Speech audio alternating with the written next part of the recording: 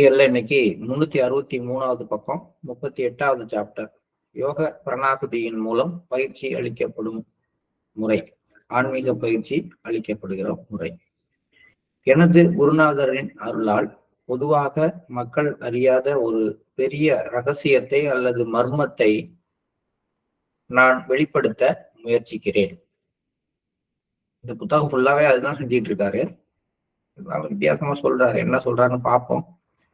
பகவான் ஸ்ரீகிருஷ்ணர், சுவாமி விவேகானந்தர், என்னுடைய குருநாதர் போன்ற மகா புருஷர்கள் ஒரு மனிதனின் வாழ்க்கையையே முற்றிலும் மாற்றி அமைத்து விடுவது பிரமிக்கத்தக்க ஒன்று.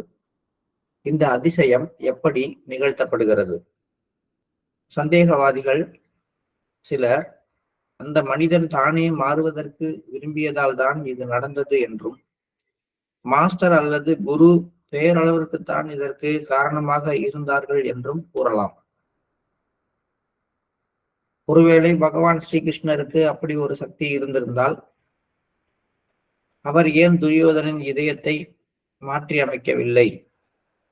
தகுதி ஏதுமற்ற ஒருவரையோ அல்லது உயிரற்ற ஒரு ஜடப்பொருளையோ கூட வழிகாட்டியாக ஏற்றுக்கொண்டு பெரிய ஞானியாக மாறியவர்களை பற்றிய கதைகள் எல்லாம் நமது நாட்டில் உள்ளன.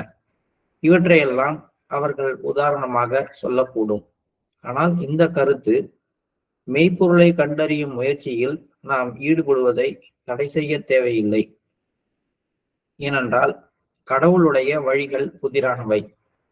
சிலர் தங்கள் சிந்தனைகளாலேயே ஏமாற்றப்படுகிறார்கள். வேறு சிலர் தெய்வீக அருளினால் ஒளியூட்டப்படுகிறார்கள். எல்லா விதமான ஒரு சிந்தனையாளர்களுக்கும் சேர்த்த மாதிரி அவரே சிந்திச்சு அவரே பதில் சொல்றார். இது நமக்கு நாமே கேட்டுக்கிறது தான். அதாவது ஒரு மாற்றம் ஏற்படுது அப்படின்னா ஒரு மனுஷன் தான் விரும்பி மாறுறானா, இல்ல அந்த மாற்றம் தன்னிச்சையாக நிகழுதா அப்படிங்கிற விஷயங்கள் நமக்கு தெரியல. நம்ம சொல்றோம் குருநாதருடைய அருளால தான் நம்ம மாறணும் அப்படின்னு. ஆனா மத்தவங்க என்ன நினைக்கிறாங்க, இல்லைங்க இது சாதாரணமா எல்லாருக்கும் நடக்கிற மாற்றம் தான் அப்படின்னு சொல்றாங்க.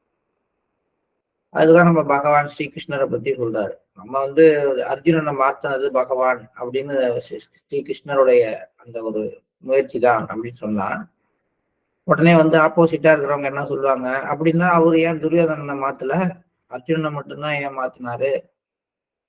அப்ப அர்ஜுனன் தான் மாறணும்னு நினைக்கணும், அதனாலதான் அவன் மாறினான். துரியோதனன் அங்க கிருஷ்ணன் சொன்னதை கேட்கல, அதனால அவன் மாறல. அப்ப மாறணும்னு விரும்பினதுனாலதான் அவன் மாறினானே ஒழிய கிருஷ்ணன் யாரையும் மாத்தலன்னு இப்படி ஒரு வாதம் பண்றவங்க இருக்காங்க. இன்னொரு பாட்டு குருவை பத்தி சொன்னோம்னா, குருவே தேவையில்லையா? ரமண மகரிஷி எடுத்துக்கங்க. திருவண்ணாமலையவே அப்படியே தியானம் பண்ணி அதுலயே அவர் மாறி போனவர். அது மாதிரி திடப்பொருள்களையும் ஜடப்பொருள்களையும் உயிரற்ற பொருள்களையும் தியானம் பண்ணி அதிலிருந்து கடவுளை கண்டவர்கள்லாம் இருக்கிறாங்க. அதனால குருன்னு ஒருத்தர் அவசியம் இல்லைன்னு சொல்றவங்களும் இருக்கிறாங்க. ஆனா இவங்களோடலாம் நம்ம போய் வேறுபாடு காண வேண்டியது இல்லை. ஏன்னா இதுக்கான சாத்தியக்கூறுகளும் இருக்கு அப்படிங்கிறார். அது ஒரு வழியில என்ன சொல்றாரு அப்படின்னா, கடவுளுடைய வழிகள் புதிரானவை. யாரை எப்படி மாற்றத்துக்கு கொண்டு வரணும்ன்றதுக்கான வழி இதுதான் அப்படின்னு யாருக்கும் நிர்ணயம் பண்ணல. ஒரு சின்னோண்டு கிருஷ்ணனுடைய பொம்மையை வச்சுக்கிட்டு அந்த அதே நினைப்பிலேயே உருகி உருகி மாறின மீராவும் இருக்கா. அதே மாதிரி யாருமே இல்லாம சுயமாக உருவாகி தானாவே தனக்கு தானாவே தியானம் பண்ணி பண்ணி பண்ணி ஒரு நிலைமை அடைந்தவர்களும் இருக்கிறாங்க. அது எப்படி குரு இல்லைன்னா சாத்தியம் இல்லைன்னீங்களே, அது எப்படி சாத்தியமானுச்சு? ஏனென்றால் கடவுளின் வழிகள் புதிரானவை. அதனால எல்லா விதமான விதிவிலக்குகளும் இருக்கத்தான் செய்யுது. ஆனால் அது எல்லாருக்கும் சாத்தியமான விஷயமா அப்படின்னா அது கிடையாது. ஒரு வழியில ஒருத்தன் வழியே இல்லாத ஒரு காட்டுக்குள்ளார பூந்து அந்த பக்கம் வந்துருக்கலாம். அது அவனுக்கு சாத்தியமா இருக்கலாம். ஆனா பொதுவா போற எல்லாருக்கும் அது சாத்தியமானா அது இல்லை. அப்ப பெரும்பாலான மக்கள் நடைபோடுறதுக்கு ஒரு சுத்திகரிக்கப்பட்ட தூய்மையான பிரச்சனைகள் இல்லாத பாதை அப்படின்னு ஒண்ணு இருக்க வேண்டியது அவசியமாகுது. பகவான் ஸ்ரீ கிருஷ்ணர் யாரிடமிருந்து ஒளியை பெற்றார் என்று என்னிடம் யாராவது கேட்கிறார்கள் என்று வைத்துக் கொள்வோம். இப்ப நீங்க சொல்றீங்க எல்லாருக்கும் ஒளி ஊட்டுறதுக்கு யாராவது வேணும் அப்படின்னு. அப்ப கிருஷ்ணர் யாரால் ஒளி ஊட்டப்பட்டார் அப்படின்னு கேட்டா நான் என்ன சொல்ல முடியும்? நான் ஒன்னே ஒண்ணுதான் சொல்ல முடியும். அவர் தானாவே ஒளியாகத்தான் இருந்தார், ஒளிமயமாகத்தான் இருந்தார். அவரை ஒளி ஊட்ட வேண்டிய அவசியம்னு இல்லை அப்படின்னு நான் பதில் சொல்வேங்கிறார் பாபுஜி. உடனே நீங்க என்ன சொல்லுவீங்க? அதாவது யாருன்னா அந்த பகுத்தறிவாளர்கள் என்ன சொல்லுவாங்கன்னா, அப்ப நானும் ஒளிமயமாக தான் இருக்கிறேன் அப்படின்னு நான் சொல்லிக்கிறேன், நினைச்சுக்கிறேன் அப்படின்னு சொல்லிட்டு போவீங்க. அதனால் இந்த கேள்வியை கேட்டவர் தானும் அதே மாதிரி ஒளிமயமானவர் என்றும், நான் மட்டும் கிடையாது, உலகத்துல இருக்கிற எல்லாருமே அப்படியே ஒளிமயமானவர்கள் என்றும் நினைத்து அத்தோட அந்த விசாரணையை, அந்த ஒரு தேடுதலை முடித்துக் கொள்வதற்கான வாய்ப்பு இருக்கிறது. அது மாதிரி தப்பா என்ன வேண்டாம். தர்க்க ரீதியான ஊகங்கள் இதயத்தின் இயக்கத்திற்கு ஈடாகாது. லாஜிக்கா நீங்க எடுக்கிற எந்த ஒரு ஆன்சரும், உங்களுக்கு கிடைக்கிற எந்த ஒரு ஆன்சரும் உங்கள் இதயத்தினுடைய இயக்கத்தை என்ன பண்ணாது, பூர்த்தி செய்யாது. அது எப்படி அப்படின்னு கேட்டோம்னா, இப்ப ஒரு பணக்கார பையன் ஒரு ஏழை பொண்ணை காதலிக்கிறான். தர்க்க ரீதியா அப்படி பாக்குறோம். அல்ல ஒரு பணக்கார பொண்ணை ஒரு ஏழை பையன் காதலிக்கிறான். இது வச்சுக்கோ, இது வேணாலும் வச்சுக்கோ. இல்ல கேஸ்ட் வைஸ் மாறி மாறி இருக்கிற 2 பேர் காதலிக்கிறாங்க. லாஜிக்கா திங்க் பண்றாங்க. அவங்க வீட்டுல அவங்க 2 பேரும் கல்யாணம் பண்ணிட்டா இந்த குடும்பமே செதஞ்சு போகும், இந்த ஊருக்கே எதிரி ஆயிடுவாங்க, ஊரே 2 பட்டு போயிடும். இப்படி பல பிரச்சனைகள் இருக்கிறது. லாஜிக்கா இதெல்லாம் சிந்திச்சா அந்த மேரேஜ் வேணும் அப்படின்னு முடிவு எடுத்துடலாம். அத்தோட அவங்களுடைய அந்த லைஃப் செட்டில் ஆயிடும். அந்த முடிவு எடுத்து அப்படியே நின்றுட்டாங்க. அப்படி முடியுமா? இந்த தர்க்க ரீதியான சிந்தித்து ஒரு விசாரணையை ஒரு காதல்ங்கிற விஷயத்துல முடித்துக் கொள்ள முடியுமா? முடியல. அது இதயத்தின் இயக்கத்திற்கு ஈடாகாது. இதயம் அதை கேட்கறது இல்ல. நம்ம தான் ரூல்ஸ் இருக்குதான், ரெகுலேஷன் இருக்குதான். there is no rules in war and love அப்படின்னு சொல்லுவாங்க. அப்ப அந்த மாதிரி பார்க்க போனோம்னா, தர்க்க ரீதியாக நீங்க எல்லா விதத்திலையும் உங்களை நீங்களே சாந்தம் பண்ணிக்கிறதுக்கு இந்த ஆன்மீக பாதையில வழிகள் இருக்கு. ஆனால் உண்மையிலேயே ஒருத்தருடைய இதயத்தோடைய இயக்கத்தை இந்த தர்க்க ரீதியான பதில்கள் மூலமாக, லாஜிக்கான ஆன்சர்ஸ் மூலமாக ஃபுல்ஃபில் பண்ண முடியாது. இல்லைன்னா ஒரே வார்த்தை தான், பகவான் ஸ்ரீகிருஷ்ணர் தான் ஒளிமயமானவர், அவர் மாதிரியே எல்லாரும் ஒளிமயமானவர்கள், நானும் ஒளிமயமானவன், அவ்வளவுதான்ப்பா, முடிஞ்சு போச்சுப்பா, எல்லாம் ஒளிமயம் ஒளிமயம் ஒளிமயம் போயிட்டே இருக்க முடியுமா? வாயால சொல்லிக்கிட்டு இருக்கலாம். ஆனா உண்மையிலேயே கடவுளுக்காக இயங்குகின்ற இதயம் இந்த வார்த்தைகளால நிம்மதி அடைவதில்லை. அது தேடுது, தவிக்குது. அது அடைய முடியாம துடிக்கும் பொழுது அதுக்கு இருக்கிற தடைகளை நீக்கிறதுக்கு ஆள் தேவைப்படுகிறது. கடவுளின் வழிகள் மர்மமானவை அப்படின்னு சொல்றப்ப பாபுஜி இன்னொரு விஷயத்த சொன்னார். கடவுளின் வழிகள் புதிரானவை. சிலர் தங்கள் சிந்தனைகளாலேயே ஏமாற்றப்படுகிறார்கள், வேறு சிலர் தெய்வீக அருளினால் ஒளியூட்டப்படுகிறார்கள். இது முதல் பாராவில் இருக்கிற வரி. ஆனா இது சொன்னதுக்கு அப்புறம், அந்த கிருஷ்ணரை பத்தி சொன்னதுக்கு அப்புறம் சொன்னா இது நல்லா இருக்கும். கடவுள் எப்பயுமே ஒரு புதிரான வழியில செயல்படுறாரு அப்படிங்கிறப்ப 2 விஷயத்த பாபுஜி போட் பண்றாரு. ஒண்ணு, சிலர் தங்கள் சொந்த சிந்தனைகளாலேயே ஏமாற்றப்படுகிறார்கள். 99.99%. ஒன்று தனக்கு எல்லாம் தெரியும் அப்படிங்கிற சிந்தனையினால, இல்லைன்னா தன்னால எதுவுமே முடியாது அப்படிங்கிற சொந்த சிந்தனையினால, இல்லைன்னா தன்னை தவிர வேற எல்லாருமே ஒன்றும் தெரியாதவர்கள் என்கின்ற சொந்த சிந்தனையினால, இப்படி தன்னுடைய சொந்த சிந்தனைகளாலேயே மனிதர்கள் ஏமாற்றப்படுகிறார்கள். 99.1%, 9%. இந்த 0.1% தான் என்ன ஆகுறாங்க, தெய்வீக அருளினால் ஒளியூட்டப்படுகிறார்கள். அப்ப ஒளியூட்டப்படுதல்ங்கிறது தெய்வீக அருளினால் நிகழ்வது.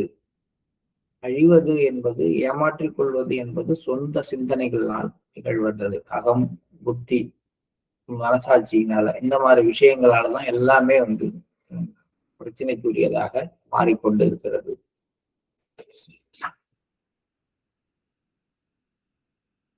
தர்க்க ரீதியான ஊகங்கள் இதயத்தின் இயக்கங்களுக்கு ஈடாகாது.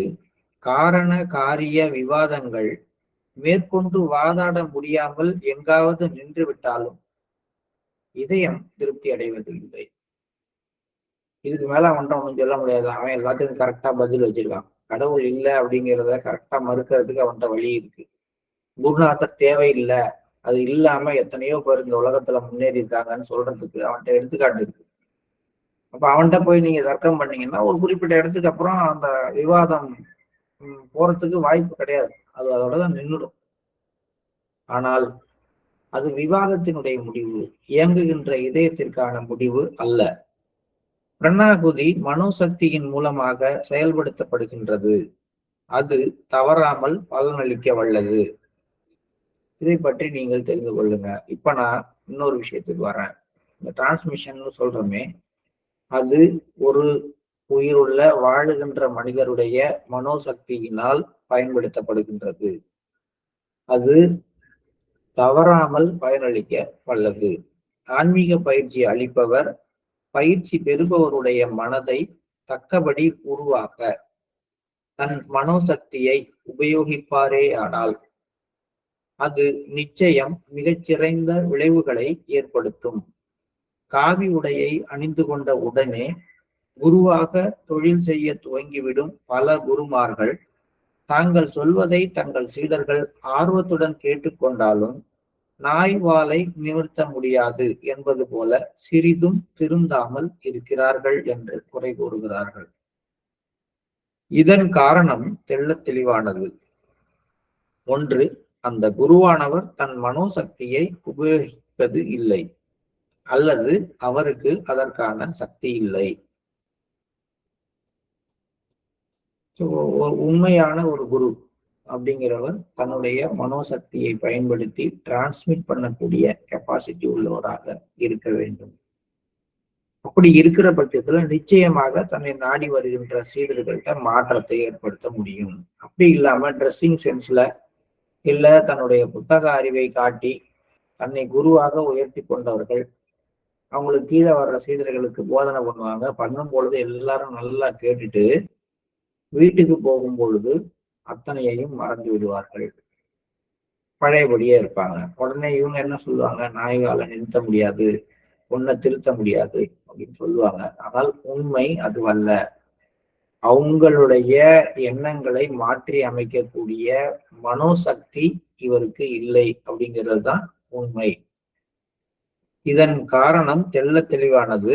ஒன்று, அந்த குருவானவர் தன் மனோசக்தியை உபயோகிப்பதில்லை, அல்லது அப்படிப்பட்ட ஒரு மனோசக்தியே அவர்கிட்ட இல்லை அப்படிங்கிறது தான் உண்மை. ஏன்னா பாபுஜியை சும்மா பார்த்துட்டு போன பல பேர் ட்ரெமெண்டஸா சேஞ்ச் ஆயிருக்காங்க. அதே மாதிரி லாலாஜியை பார்த்துட்டு வர்ற பல பேரும் அப்படியே மாறி போன அற்புதம் நிகழ்ந்திருக்கு. ஏன்னா ஒரு ஒரு காலகட்டத்துல ஒரு லாலாஜியை பார்த்துட்டு வந்த பாபுஜி வேற எங்கேயோ ஒரு குரு கிட்ட போறாரு. ஏதோ ஒரு இது ஒரு ஆன்மீக கூட்டத்துல கலந்து கொள்ளும் பொழுது அவருடைய உள்நிலையை படிச்ச அந்த குரு என்ன சொல்றாரு, உங்களுடைய இதயம் இந்த அளவுக்கு பிரகாசமா இருக்க, நீ என்ன பண்ண, சமீபத்துல என்ன நடந்துச்சுன்னு கேட்டு அதுக்கு அவர் பாபுஜி பதில் சொல்றப்ப இது மாதிரி நான் இந்த மாதிரி ஒரு குருவை பார்த்துட்டு வந்தாங்கிறப்ப இவர் சொல்றாரு, இந்த மாதிரி ஒரு குரு ரொம்ப அபூர்வமானவர். ஒரு நாள்ல அவரை பார்த்துட்டு வந்தவுடனே உன்னுடைய இதயத்துல இப்படிப்பட்ட மாற்றத்தை அவரால் ஏற்படுத்த முடிஞ்சிருக்கு. அவர்கிட்ட எல்லாரும் போகலாம், நீங்க எல்லாருமே போங்க அவர்கிட்ட அப்படின்னு அவருடைய சீடர்களுக்கு ரெக்கமெண்ட் பண்றதா ஒரு நிகழ்வு. இது என்னுடைய நினைவுல இருக்கிற வரைக்கும் இதுல பாபுஜி லாலாஜி தான் சம்மந்தப்பட்டிருக்காங்க. நிறைய நிகழ்வுகள் வர வர எனக்கு மறந்து போகுது, நிறைய புக்ல படிச்சதுல. சரி, இப்ப அதுல யாரு என்னங்கிறதெல்லாம் விட்டுருவோம். ஒரு குருவானவர் அந்த அளவுக்கு மனோசக்தி உடையவராக இருக்கிற பட்சத்துல நிச்சயமாக ஒரு தடவை அவர்கிட்ட போயிட்டு வர்றவங்க இதயம் கூட பல மடங்கு பிரகாசமாக்கப்பட்டிருக்கிறதையும் அவங்கள்ட்ட பல்வேறு விதமான உள்நிலை மாற்றங்கள் ஏற்பட்டிருக்கிறதையும் பார்க்க முடியும். அது நடக்கல, யார் ஒருத்தர் வந்தாலும் ஒருத்தர் திருந்த மாட்டேங்கிறாங்க, நான் சொல்றதை யாருமே கேட்க மாட்டேங்கிறாங்கன்னு யாராவது புலம்பினால் உண்மை என்னன்னா அவருடைய மனோசக்தியை அவர் பிரயோகிப்பதில்லை, அல்லது பிரயோகிக்கிற அளவுக்கு அவர்கிட்ட மனோசக்தி இல்லை என்பதுதான். இந்த போதகர்கள் கடினமான மற்றும் மூளையை வருத்தும் பல பயிற்சிகளை பரிந்துரைத்துவிட்டு தங்கள் சீடர்களை அவர்கள் தலைவிதிப்படி விட்டு விடுகிறார்கள். அவ்வளவுதான். அது அவங்களுக்கு அந்த காலத்துல ஒரு மாத்திரை கொடுப்பாங்க. கவர்மெண்ட் ஆபீஸுக்கு போனீங்கன்னா, கவர்மெண்ட் டாக்டர்கிட்ட போனீங்கன்னா, கவர்மெண்ட் ஹாஸ்பிட்டலுக்கு போனீங்கன்னா, ஒரு எல்லாத்துக்கும் ஒரே வெள்ளை கலர் மாத்திரை தான். அது வேற ஒரு டப்பாவில இருந்து எடுத்து கொடுப்பாங்க. எல்லாத்துலயும் தானா ஆனா அப்படின்னு போட்டிருக்கோம். அதுக்கு என்னடானா தமிழ்நாடு அரசுங்கிறது விளக்கம். நாங்கெல்லாம் என்ன சொல்றோம்னா தலையெழுத்து அவ்வளவுதான். இந்த மாத்திரையை போட்டுக்க, உனக்கு உடம்பு சரியானாலும் சரி, உடம்பு சரியாகட்டும், உன் தலையெழுத்து அவ்வளவுதான் அப்படின்னு சொல்ற மாதிரி தான் நாங்க கிண்டல் அடிப்போம். அதேதான் இந்த குருமார்களும் செய்கிறார்கள் அப்படின்னு பாபுஜி சொல்றாரு. என்னன்னா வர்றவனுக்கு எப்பாரு ஒரு நாளைக்கு 2 மணி நேரம் தலைகீழ் நிக்கணும், 3 நாளைக்கு ஒரு தடவை தான் சாப்பிடணும், ஒரே ஒரு ட்ரெஸ் தான் வச்சுக்கணும், அதே தான் துவைச்சு போட்டுக்கணும், வெறும் தரையில தான் படுக்கணும்னு சும்மா ஒரு 100-150 ரூல்ஸ் அண்ட் ரெகுலேஷனை போட்டு விட்டு போப்பா இதெல்லாம் செய்ய எல்லாம் சரியா போடுன்றது. ஏன்னா அது எல்லாத்தையும் அவனால கட்டாயமா செய்ய முடியாது. அதை செய்ய முடியாததுனால அவன் தனக்குள்ளார ஒரு குற்ற உணர்வோட இருப்பான். அப்ப குருவுக்கு ஒரு பிரச்சனையும் கிடையாது. என்ன குருவே நான் வந்தேன், எனக்கு எதுவுமே சொல்லி தரல, ஒரு மாற்றம் இருந்தேன். இப்ப நான் 150 விஷயம் சொன்னேன்ல, அது நீ ஒழுங்கா செய்யல பாரு, அதை செய்ய சரியா போயிடும் அப்படின்னு சொல்லி தப்பிச்சுக்கலாம். குருவும் சரி, பல பேரு இந்த மாதிரி நிறைய சிக்கலான ஐடியாக்கள்லாம் கொடுத்துட்டு அது மூலமா, அதாவது உங்களால கடைபிடிக்க முடியாத ஐடியாக்களே கொடுத்துடுறது, அதுல அவங்க தப்பிச்சுக்கிறது. இந்த மாதிரியான ஆட்கள் நிறைய பேர் இருக்கிறாங்க. மாஸ்டர் அதான் பாபுஜி அதான் சொல்றாரு. அவங்க செய்ய முடியாத அளவுக்கு அவங்களுக்கு மனதை மூளையை வருத்தி கொள்ளும்படி நிறைய பயிற்சிகளை கொடுத்துட்டு அவங்க தலையெழுத்து தானா எப்படி இருக்கோ அது மாதிரி நடக்கணும்ட்டு அவங்க தலையெழுத்துப்படி விட்டு விடுகிறார்கள். தாங்கள் கூறிய பயிற்சிகளின் விளைவுகள் என்ன என்று அந்த போதகர்களுக்கும் தெரியாது. சீடனுக்கும் தன் பகுத்தறிவை உபயோகிக்கும் அக்கறை இருக்காது. இதனால் சீடனுக்கு விளைவது உட்புற ஸ்தூலத்தன்மையும் மந்த புத்தியும் சுதந்திர இழப்புமே ஆகும். நிஜம். போலி குருமார்கள் சொல்ற விஷயங்களை செய்யும் பொழுது என்ன விதமான உள்நிலையில பாதிப்புகள் ஏற்படுங்கிறத 3 சொல்றார். ஒண்ணு ஸ்தூலத்தன்மை, இன்னொன்னு மந்த புத்தி, 3வது சுதந்திர உணர்வை இழத்தல். சுத்தமா அடிமை மாதிரி ஆயிடுவாங்க. அவங்க சொந்தமா சிந்திக்கிறது இல்லை, சொந்தமா எதையும் செயல்படுத்துறது இல்லை அப்படிங்கிற ஒரு நிலைமைக்கு வந்துருவாங்க. இது ஒரு விதத்துல தன்னுடைய சுய தன்மையை இழந்து விடுகின்ற ஒரு சூழ்நிலையை உருவாக்கிவிடும். சீடர்களுக்கு தாங்கள் ஆற்ற வேண்டிய கடமைகளையும் பொறுப்புகளையும் பற்றி ஒரு சிறிதும் அக்கறையின்றி போதிப்பதற்கான உரிமையை மட்டுமே கருத்தில் கொண்டிருக்கும் குருமார்கள் ஊழல் புரிவதுடன் நடத்தை கெட்டு போய் தரம் தாழ்ந்து போய்விடுகிறார்கள். சீடர்களுக்கு குரு ஆற்ற வேண்டிய கடமைன்னு ஒண்ணு இருக்கு. அதை பற்றிய சிந்தனை எந்த குருவுக்கும் இருக்கிறது இல்லை. ஒருத்தர் குரு அப்படிங்கிற ஸ்தானத்துக்கு தன்னை உயர்த்துகிறார் அப்படின்னா அவருக்கு பொறுப்புகளும் கடமைகளும் அதிகம். அதனால நம்ம புரிஞ்சுக்கிறதே இல்லை. ஒருத்தருடைய வாழ்க்கையில அவருக்கு குருவா இருக்கிறேன் அப்படின்னு பொறுப்பு ஏத்துக்கிட்டா எனக்கு முன்னாடியுடைய பல மடங்கு என்னுடைய கடமைகள் அதிகமாகுது, பொறுப்பு அதிகமாகுது. அதை நம்ம புரிஞ்சுக்கிறதே கிடையாது. அப்படி புரிந்து கொள்ளாமல் நீங்க அந்த குரு வேஷம் போட ஆரம்பித்தால் நீங்க என்ன பண்ண ஆரம்பிங்கன்னா உங்களுடைய தொழில்ல பொய், ஊழல், அதன் பிறகு இன்னொரு வார்த்தை சொல்றாரு, நடத்தை கெட்டு போய் விடுவார்கள், கேரக்டர் பேடா போயிடும். இதுக்கு நம்ம அங்க ரொம்ப குரு அப்படிலாம் போவானா, நம்ம பிரிசெப்டர் வேலையவே எடுத்துக்கோமே. நீங்க உண்மையிலேயே ஒரு பிரிசெப்டராக மாஸ்டருடைய வேலைக்கு உதவி செய்யணுங்கிற ஒரு எண்ணத்தை எடுத்துக்கொண்டு உள்ளுக்குள்ளார மாஸ்டருடைய நினைவுல இருந்து வேலைகளை செய்யும் பொழுது அது வேற. சரி, எனக்கு மாஸ்டருடைய நினைவெல்லாம் இல்லை, நான் பிரிசெப்டர் ஆகணும்னு ஆசைப்பட்டேன், எனக்கு அப்புறம் வந்தவங்க எல்லாம் பிரிசெப்டர் ஆயிட்டாங்க, நான் பிரிசெப்டர் ஆகலாம் மரியாதையா இருக்காதுன்னு ஆயிட்டேன். மாஸ்டரும் அவருடைய கருணையால இந்தாப்பா நீ ஏதோ ஒரு விதத்துல சேவை செய்யணும் கொடுத்துடுற. கொடுத்த பிறகும் தன்னுடைய மனோசக்தியை பயன்படுத்தி, பிரணாகுதியை பயன்படுத்தி மாஸ்டரை நோக்கி வர்றவங்களுக்குள்ளார இருக்கக்கூடிய பிரச்சனைகளை எல்லாம் சரி பண்ணி அவங்கள தெய்வீகத்தை நோக்கி திசை திருப்புறது ஒரு பிரிசெப்டரா இருக்கும். அவர் அந்த மாதிரி இல்லாம இருந்து அதே நேரத்துல தன்னை பிரிசெப்டரா காட்டிக்கணும்னு நினைச்சா என்ன பண்ணுவாருங்கிறீங்க? வர்றவங்கள்ட்ட நிறைய பொய் சொல்லுவார். என்ன பொய் சொல்லுவாரு? ஆரம்பமே இப்படிதான் இருக்கும். நீங்க வாங்க, உங்களுக்கு என்ன பிரச்சனை இருக்கு? இந்த பிரச்சனையா? என்கிட்ட ஒரு 2 சிட்டிங் எடுத்துங்க, சரியா போயிடும். அடுத்து இன்னொரு 4 சிட்டிங், இன்னொரு தடவை 4-5 தடவை வந்தோம்னா, என்னங்க அப்பயே சொன்னீங்க சரியாகல, நீங்க என்ன செய்றீங்க? தியானம் எப்படி பண்றீங்க? சார் காலம்பரம் 5 மணிக்கு எந்திரிச்சு உட்காந்துருவேன். பாத்தீங்களா, தப்பு இதுதான். பிரம்ம முகூர்த்தம் 4 மணிக்கு, நீங்க 5 மணிக்கு உட்கார கூடாது. 4 மணிக்கு தினமும் உட்காரணும் அப்படின்னு ஒரு கதையை விட்டு 4 மணிக்கு அவர் உட்கார பார்ப்பாரு.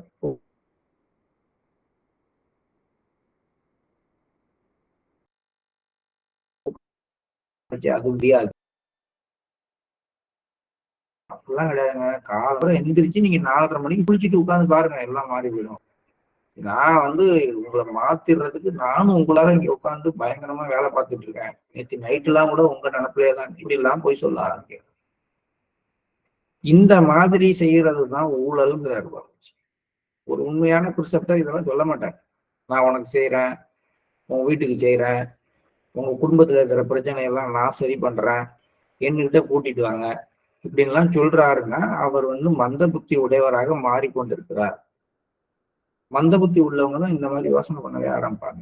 ஏன்னா அவங்க வந்து ஏன்னு கேட்டா அவங்களுடைய மைண்டு ஆக்டிவா இருக்காது. மைண்ட் ஆக்டிவா இல்லாமலேயே மற்றவங்களோட தன்னை ஈக்குவல் பண்ணிக்கணும்னா என்ன சொல்லுவாங்க, பொய்யாக நடிக்க ஆரம்பிப்பாங்க. இந்த பொய்யாக நடிக்க ஆரம்பிக்கிறதுடைய விளைவு எங்க போய் நிற்கும்? இந்த மாதிரி ஊழல் செய்வதிலும் அவங்களுடைய கேரக்டரே கடைசியில பாத்தீங்கன்னா டிஃபரெண்டா போக ஆரம்பிச்சு. ஸோ ரிசப்டருக்கே இந்த கதி, குருவெல்லாம் கிடையாது. தன்னுடைய வீட்டுக்கு வர்ற ஒரு அபியாசியினுடைய ஆன்மீக முன்னேற்றத்திற்கு தன் மேல் தனக்கு அக்கறை இருக்கிற ஒரு ரிசப்டராக இருந்தால் அவர் வந்து அவருக்காக மாஸ்டர்கிட்ட ப்ரேயர் பண்ணுவாரு. அவருடைய ஒரு நிகழ்வுலையும் எப்படியாவது ஒரு சேஞ்ச் வர்றதுக்கு என்ன நடக்கணுமோ அதை அவர் நினைச்சு பார்ப்பாரு. உண்மையான அக்கறையோட அவர் அடிக்கடி கூப்பிட்டு அவருக்கு தியானம் கொடுப்பாரு. உண்மையிலேயே சீடர் கேட்கிற கேள்விக்கு, மாஸ்டரை தேடி வந்தவங்க கேட்கிற கேள்விக்கு தனக்கு தெரிந்தா பதில் சொல்லுவாரு. இல்லைன்னா தனக்கு என்ன அனுபவம், அது மாதிரி தனக்கு ஏற்பட்ட அனுபவத்துல என்ன விளைவோ அதை சொல்லுவாரு. இல்லைன்னா எனக்கு இது தெரியலங்க, மாஸ்டர்கிட்ட கேட்கிறேன், என்ன லெட்டர் போடுவோம், இல்லைன்னா டைரியில எழுதுங்க, உங்களுக்கு தான் தெரியும், அப்படி உங்களுக்கு மாஸ்டர் அதை உணர்த்தினா எனக்கும் சொல்லுங்கன்னு பணிவா சொல்லுவார். இது எப்ப நடக்குது அப்படின்னா, தூய்மையாகவும் உண்மையாகவும் எளிமையாகவும் அதற்கான தகுதி உடையவராகவும் மாறிய பிறகு பிரிசப்டரானா. நேத்திக்கு வந்து முதல் சீட்டிங் எடுத்தாங்க, இன்னைக்கு 2வது சீட்டிங் எப்ப செல்ஃப் நாமினேஷன் போட சொன்னாங்க, நானும் போட்டேங்க, நான் அன்னைக்கு பிரிசப்டர் ஆயிட்டேன் அப்படின்னால் இதுக்கு சாத்தியங்கள் குறைவு. செல்ஃப் நாமினேஷன் போட்டு பிரிசப்டர் ஆகிறது அப்படிங்கிறது மாஸ்டர் என்ன சொல்றாரு, நீங்கள் தகுதியை வளர்த்துக் கொள்வீங்க அப்படிங்கிறதுக்காக மாஸ்டர் கொடுக்குற ஒரு வாய்ப்பு. நம்ம வாய்ப்பை வளர்த்துக் கொள்வதற்காக தகுதியை வளர்த்துக்காம அந்த இடத்துக்கு போறதுக்கு என்னென்ன செய்யணுமோ அதெல்லாம் செய்தோம்னா நம்முடைய கடைசி நிலைமை எப்படி இருக்கணும்னா ஊழல் மலிந்ததாக, நடத்தை கெட்டதாக, கேரக்டர் வைஸ் நம்ம பேடா போயிடும். அதனால வேணான்னு சொல்லலை, நான் செல்ஃப் நாமினேஷன் போட்டு நீங்க பிரிசப்டர் ஆகக்கூடாதுன்னு சொல்லல. என்ன சொல்ல வரேன்னா, நீங்க செல்ஃப் நாமினேஷன் போட்ட அன்னையிலிருந்து உங்களுடைய மனோசக்தியை பிரயோகித்து உங்களுடைய பயிற்சி முறையை சரி பண்ணுங்க, உங்களை நீங்க மாத்திக்கிங்க.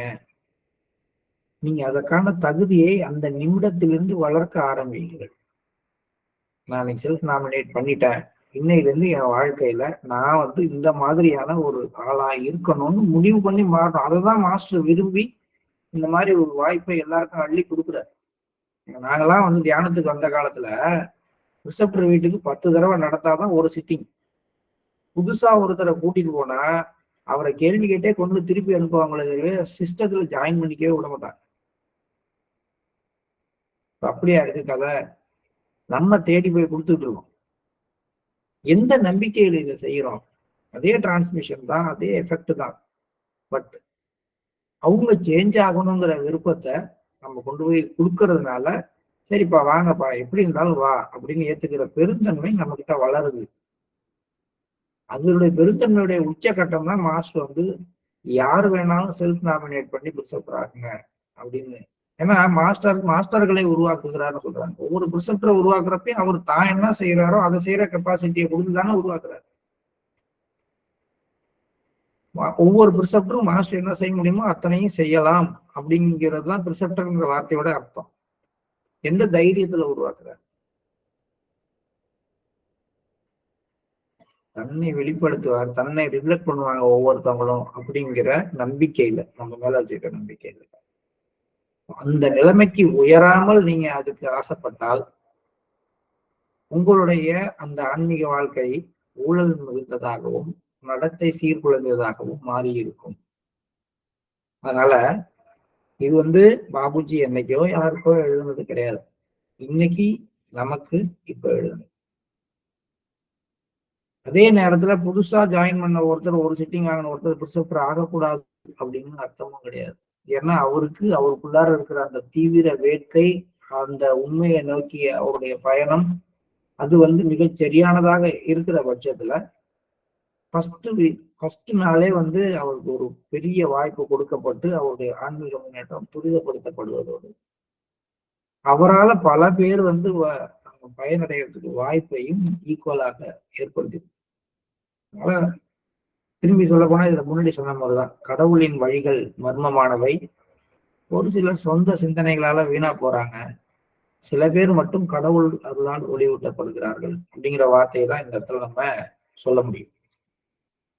தகுதிமிக்க ஒரு பயிற்சியாளர் யோக சக்தியை செலுத்துவதன் மூலம் பயிற்சி செய்பவரின் கீழ்நிலை மனப்போக்குகளை பலவீனப்படுத்தி அவர் இதயத்தின் அடித்தளத்தில் தெய்வீக ஒளியின் விதையை விதைக்கின்றார். இந்த செய்முறையை கடைபிடிக்கும் பயிற்சியாளர் அளவற்ற தெய்வீக சக்தியை பின்புலமாக கொண்டிருக்கும் தனது சொந்த மனோசக்தியை பயன்படுத்துகிறார். ஒரு விதத்தில் அந்த தெய்வீக உணர்விலேயே இருக்கும் அவர் தனது மனோசக்தி என்ற குவி ஆடியின், அதாவது லென்ஸின் வழியாக அதனை ஒருமுகப்படுத்தி பயிற்சி பெறுபவரின் இதயத்தினுள் செலுத்துகின்றார். ஆரம்பத்தில் பயிற்சி பெறுகின்ற ஒருவர் எதையும் உணராமல் இருக்கலாம். ஏனென்றால் அவர் தனது புலன்களின் மூலம் மட்டுமே எதையும் உணர பழக்கப்பட்டிருக்கிறார். ஆனால் தெய்வீக சக்தியோ புலன்களுக்கு அப்பாற்பட்டதாகும்.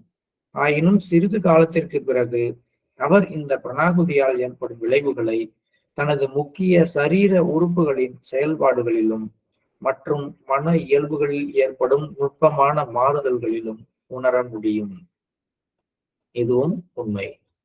யோக சக்திய அப்படி செலுத்தக்கூடிய, டிரான்ஸ்மிட் பண்ணக்கூடிய ஒரு மாஸ்டர்கிட்ட வரக்கூடிய ஒரு அபியாசி, அவர் மாஸ்டர் என்ன பண்றாரு, தன்னுடைய யோக சக்தியை, தன்னுடைய பிரணாகுதியை வந்து ஒரு சூரிய ஒளியை வந்து எப்படி ஒரு லென்ஸ் வந்து கான்சன்ட்ரேட்டடா ஒரு பொருள் மேல செலுத்துதோ அதுபோல அந்த டிரான்ஸ்மிஷனை ஒரு குறிப்பிட்ட விதத்துல ஊடுருவி ஒரு லென்ஸ் மாதிரி அதை ஷார்பன் பண்ணி இதயத்துக்குள்ளார செலுத்தி அங்க இருக்கிற சிக்கல்களை நீக்கி அவர் ஆன்மீக முன்னேற்றம் அடைய செய்கிறார்.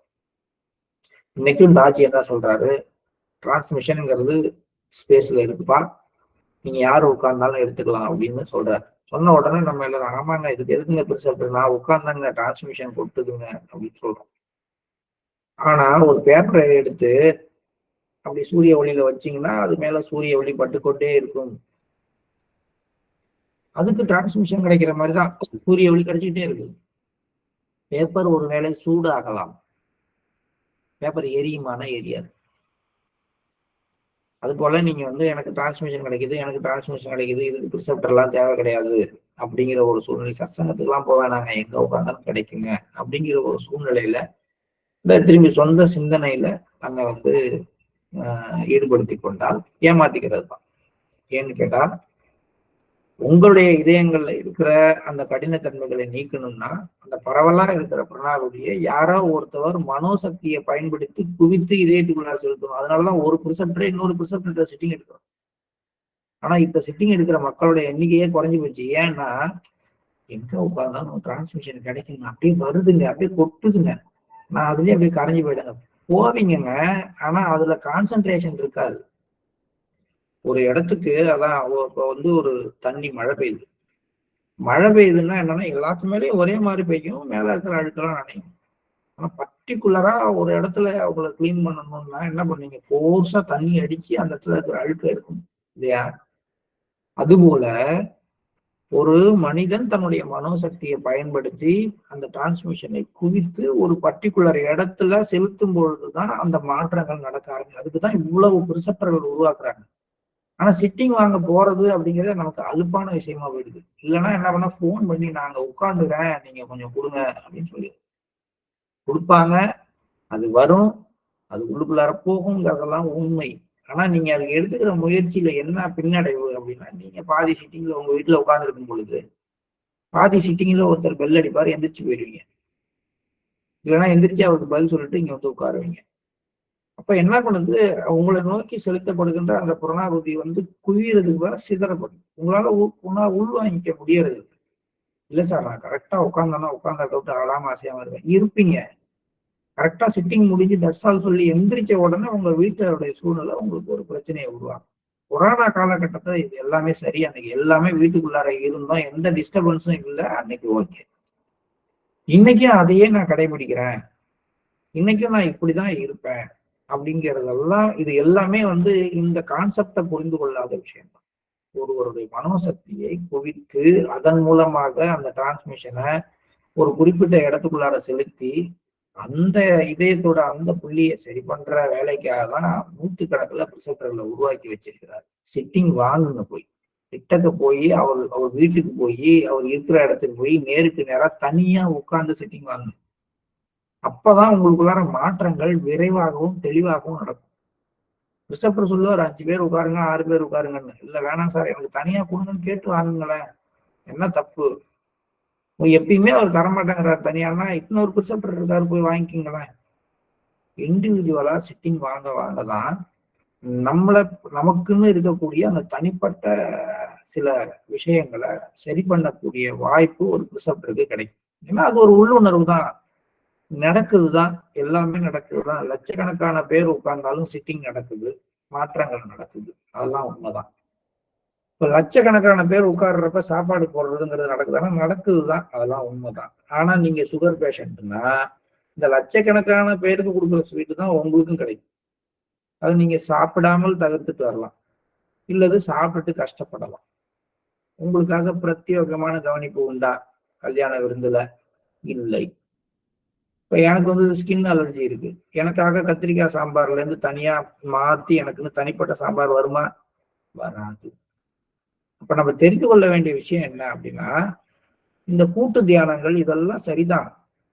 ஆனா தனி தியானம் என்பது மிக மிக அவசியமான ஒன்று. அது தனி தியானம் எடுத்துக்கிறதுக்கு நம்ம காட்ட வேண்டிய முயற்சிகள் ரொம்ப ரொம்ப அவசியம்.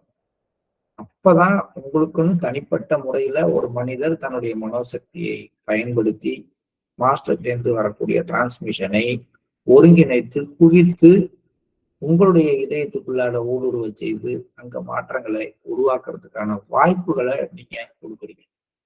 அதனால ரிசப்டர்ட்ட நேரடியாக போய் இண்டிவிஜுவல் சிட்டிங் எடுத்துக்கிறது தான் இந்த பிரணாகுதி மூலமாக அளிக்கப்படுகின்ற பயிற்சியில மிக மிக முக்கியமான விஷயம். நான் இன்னைக்கு இந்த சாப்டர் முடிச்சிடணும்னு நினைச்சேன். ஆனா இந்த வரி வந்து எனக்கு நிறைய விஷயங்களை சொல்ல வேண்டிய ஒரு தேவையை ஏற்படுத்துறதுனால இதோட நம்ம இன்னைக்கு நிறுத்திக்கிறோம்.